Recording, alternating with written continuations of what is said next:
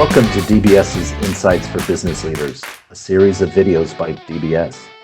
Today's topic is focused on silver linings in supply chain management with a focus on China. We will be discussing current situational insights for companies with supply chains involving China and the upheavals caused by the COVID-19 virus. My name is Mark Troutman, and I am the Group Head of Sales for DBS's Global Transaction Services. My team and I work with large corporate and institutional clients, as well as SMEs across Asia and in the West. The China market is important to companies of all sizes, and while many markets in the West are just setting out to reopen for business, China is one quarter ahead in showing what a new normal might look like for other economies. This insight has ramifications for companies' supply chains. My guest today is Bruce Alter, head of DBS's Global Transaction Services business in China. In this video, we will outline several possibilities for MNCs in respect to the China component of their supply chains.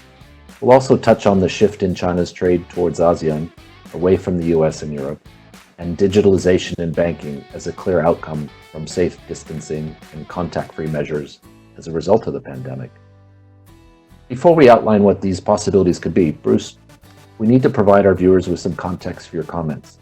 Can I ask you then, with China being the first country to get back to work, what are you seeing in domestic manufacturing right now? Mark, what we're seeing is that most businesses here started to reopen in March. The work resumption rate of large firms here reached well over 95% by the end of April. But 75% plus of those firms have reported that they're operating at about 80% capacity. So, yes, there are signs of recovery that are emerging clearly. At the same time, there have been clear indications of orders being canceled, global economic activity being curtailed, contracted sharply, especially from the US and especially from Europe. Bruce, to what extent is geopolitical rhetoric actually directly impacting MNC supply chains now? Mark, so we said that the external demand from the traditional trading markets like Europe and the United States remains uncertain. Some multinationals might eventually consider bringing some of their supply chain to locations, countries outside of China. An example, there is a large technology, U.S. technology firm that is now exploring the possibility of moving maybe 10, 15%, maybe a little bit more of their supply chain to either Indonesia, Thailand, Vietnam. It's under consideration, it's on the table. They're looking at that. But what we're seeing is, if there is relocation, some relocation from China to other locations, maybe we could call it a China plus one type of strategy, it could very well be mostly in ASEAN locations. Like I said, Vietnam, Indonesia, Thailand, etc. So we've seen this trend, we've seen this move already, whereby bilateral trade has been very positive during COVID-19 between China and ASEAN countries. Of course, bilateral trade with the US, Europe, as we'd expect, has been going down because of COVID-19, etc., and orders being impacted. However, ASEAN-China flows are positive the first five or so months this year. So another interesting phenomenon, which is linked to that, is if we take Vietnam as an example, many of those factories, many of those manufacturers opening up in Vietnam are Chinese owned. So it's very interesting. Whilst an MNC, they may have had a supply chain, 95+% of their supply chain between, say, US and China, and maybe now they could move out, for example, 5-10% to Vietnam. That factory may be owned by the same legacy Chinese management as they had been dealing with over the past 15, 20 years. So we find a very interesting situation going on. Okay. And maybe just sort of picking up on that, and maybe at the risk of sounding flippant, or sorry about this, but it sort of suggests that MNCs need to try to answer their own kind of what I might call supply chain resilience riddle.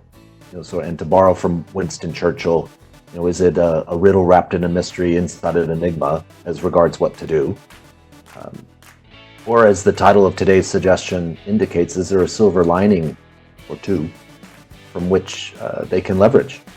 There are several examples that we can give when we relate it to silver linings. And the first one is the move towards digital.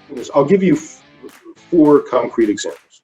During this crisis, the first example I will give is of a large appliance company where we kicked off a finance program for them, whereby we remotely open the accounts for their distributors, and we leverage facial recognition. And it's real-time identification, verification through an API interface with local authorities. So that's a real example happening during COVID here.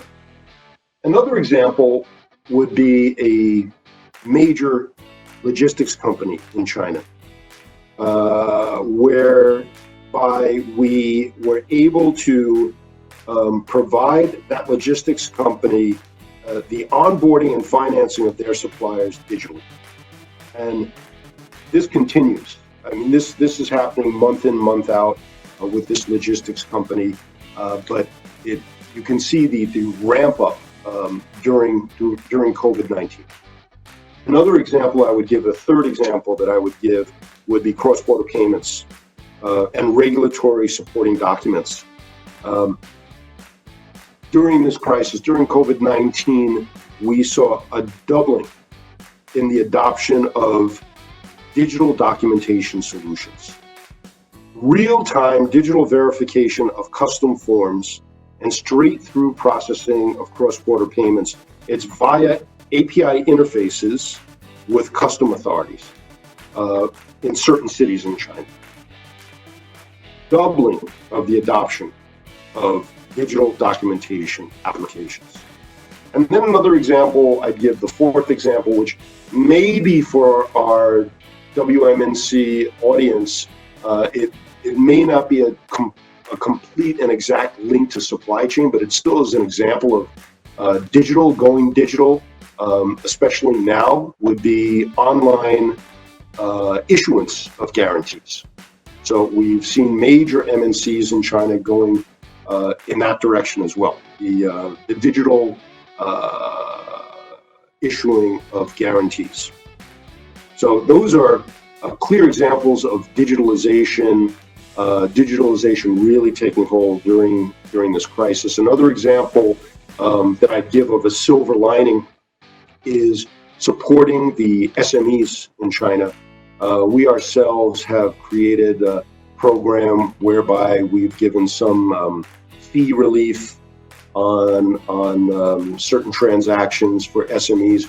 We've also provided some repricing on loans. So we've also looked to do that. And I guess what we're saying here is whether it's digital or whether it's relief to SMEs, it will have a positive knock-on effect for the MNCs. So there is a silver lining. Yes, the silver lining, I would say, clearly is the digital phenomenon during this time period. The SME support. So I think those are silver linings. And we talked a little bit about supply chain diversification, potential diversification, the growth of ASEAN markets with China. So there are silver linings during this period. Very good. Maybe to circle back a little bit, notwithstanding geopolitical rhetoric, are you seeing any kind of sustained or new inward investment from multinationals? Actually, we are.